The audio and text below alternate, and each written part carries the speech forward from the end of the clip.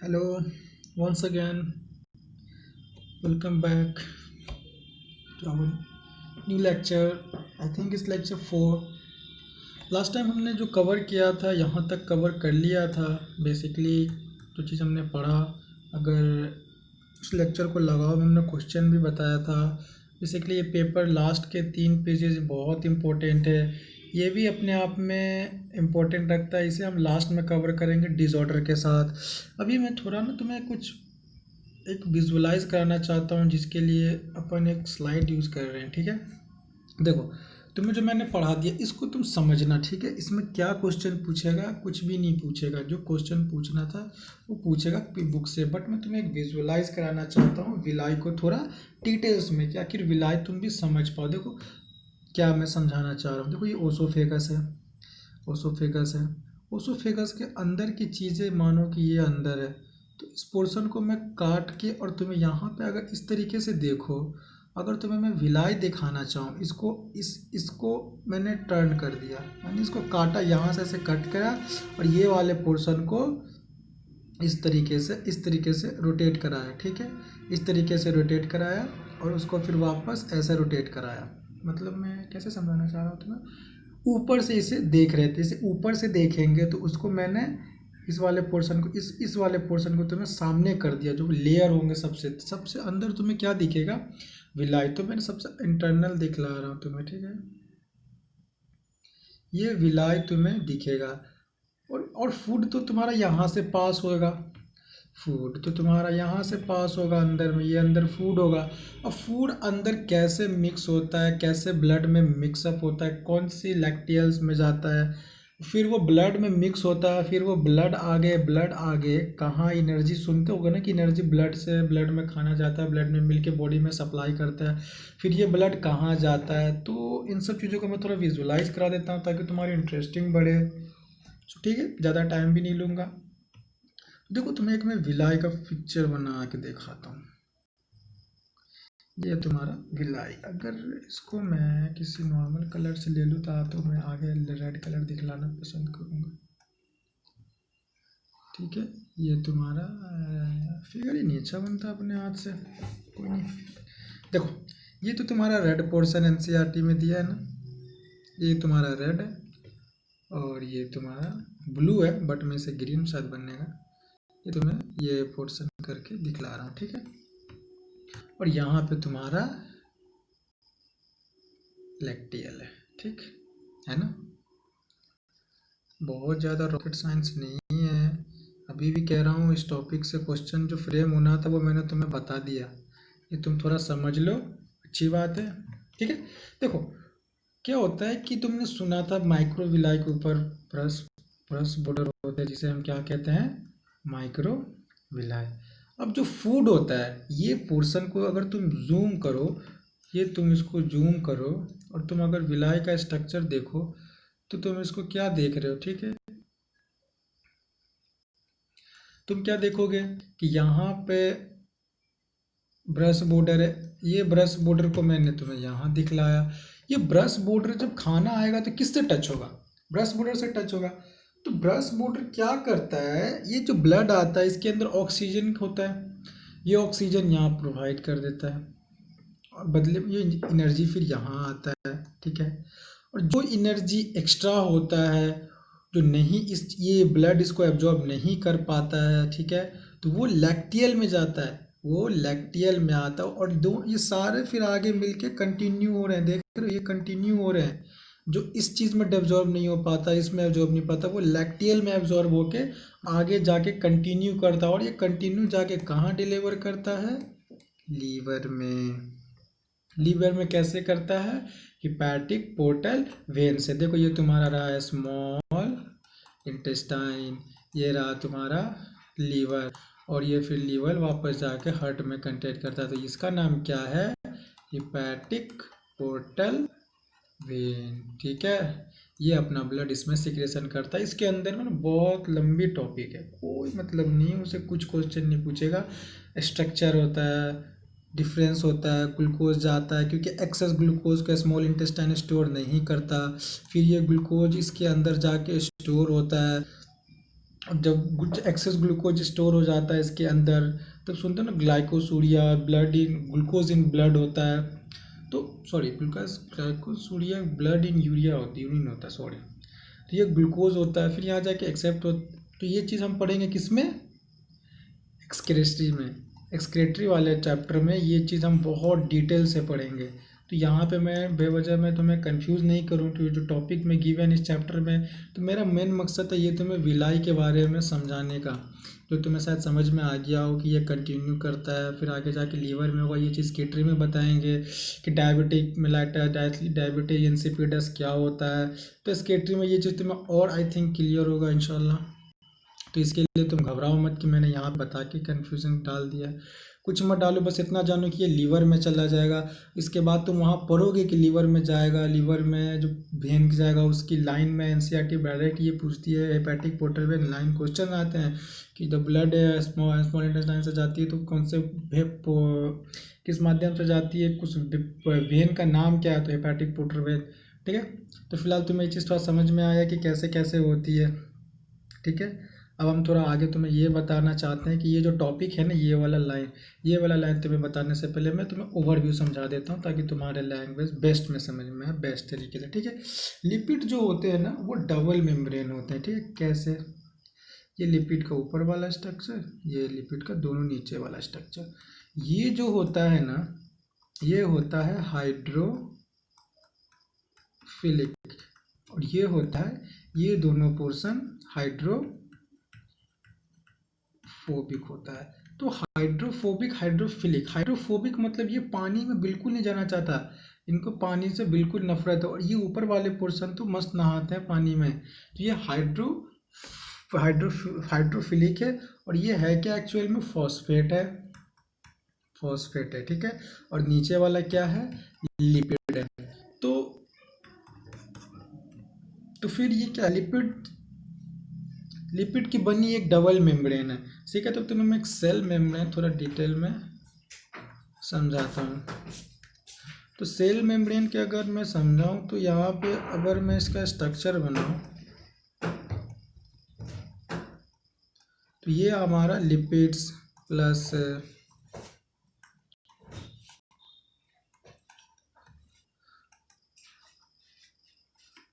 तो अपर वाला जो है, अपर वाले पोर्शन तो क्या है, वाटर लविंग है, हाइड्रोफिलिक है, और नीचे वाला हाइड्रोफोबिक है। तो इसमें मेन क्या है कि, और यहाँ पे कुछ कुछ कैरियर प्रोटीन होते हैं, इसका रोल क्या है वो भी बता रहा हूँ। ठीक है, और यहाँ होते हैं साइटोप्लाज्म। ठीक है,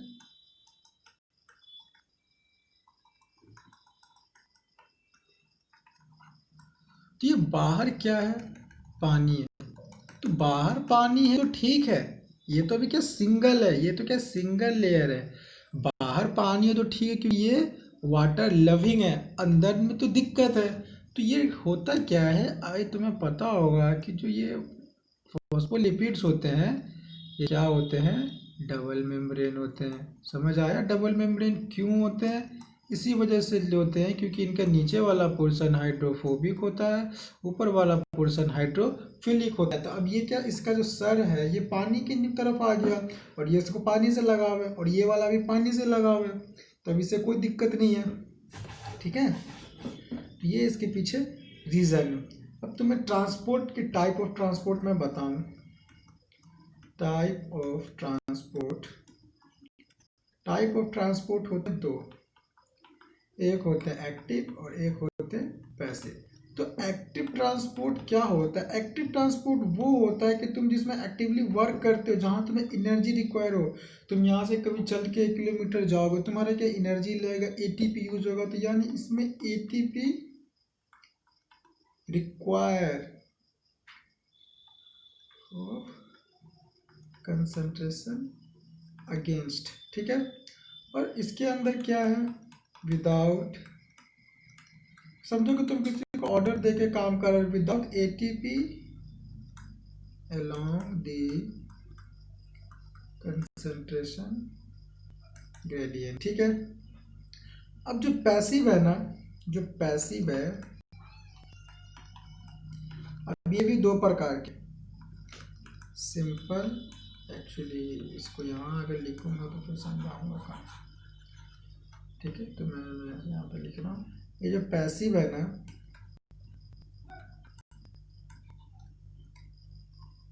सिंपल डिफ्यूजन, फैसिलिटेटेड डिफ्यूजन, ठीक है।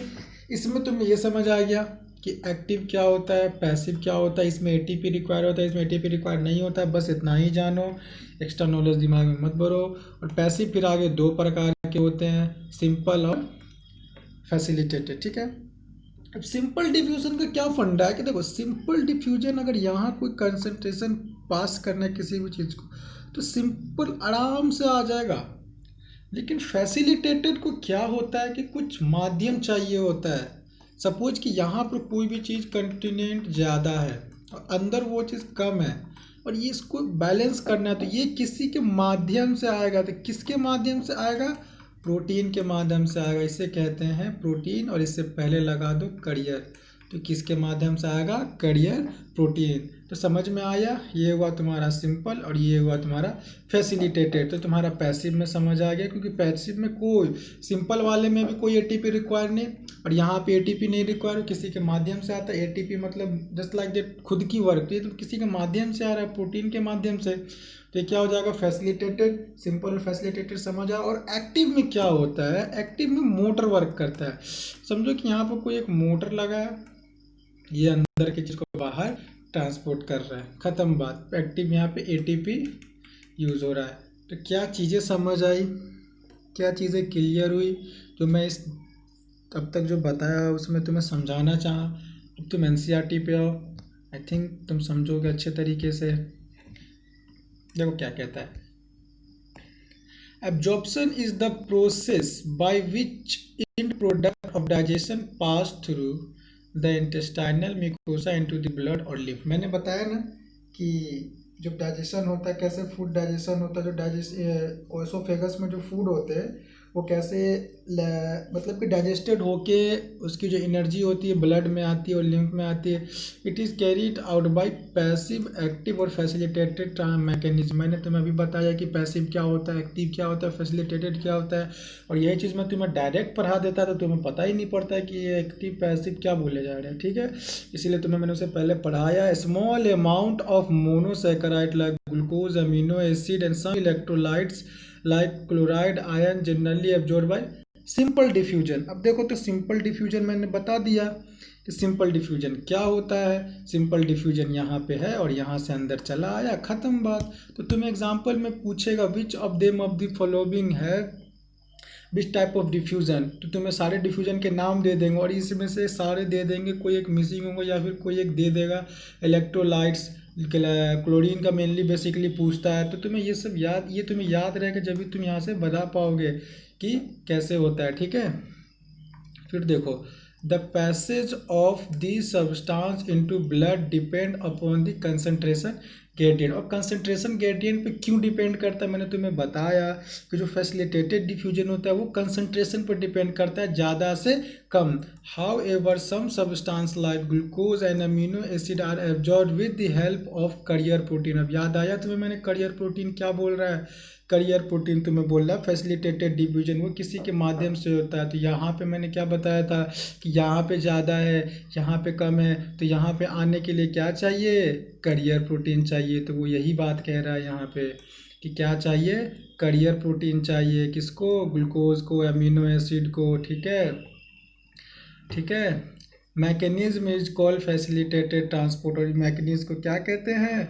फैसिलिटेटेड ट्रांसपोर्ट कहते हैं। तो क्या बताया मैंने, जिसमें कैरियर प्रोटीन यूज होता है उसे क्या कहते हैं? Facilitated transport. और यहाँ पे करियर प्रोटीन है, तो इसका पढ़ाने का मकसद यही था। ये नहीं पढ़ा था तो तुम्हें टॉपिक ही नहीं समझ आता।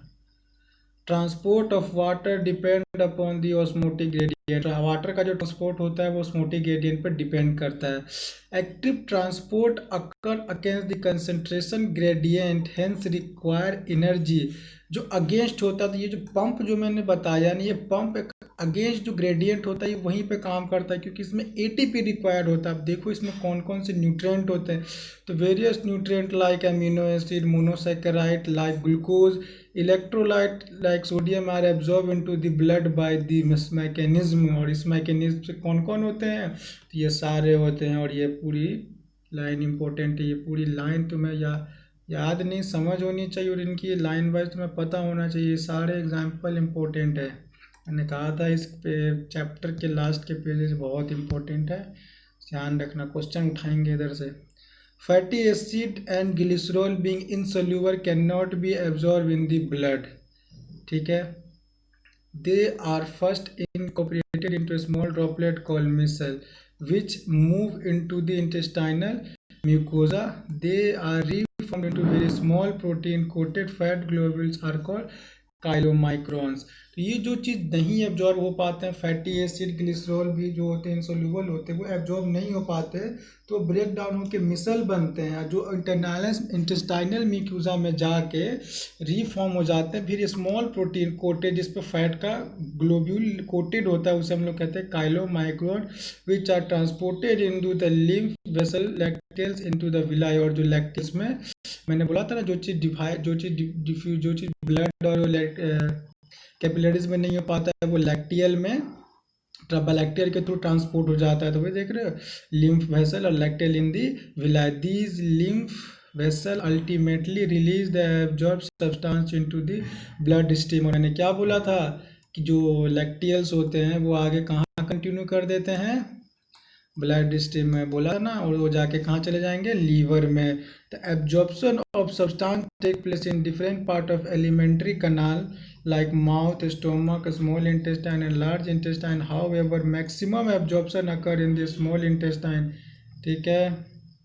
क्वेश्चन की भी बात करता रहूँ मैं, क्वेश्चन ये भी क्वेश्चन है, अच्छा खासा क्वेश्चन है ये सब, बिल्कुल ये सब मिसल्स कहते हैं, ये भी तुम्हें याद होना चाहिए,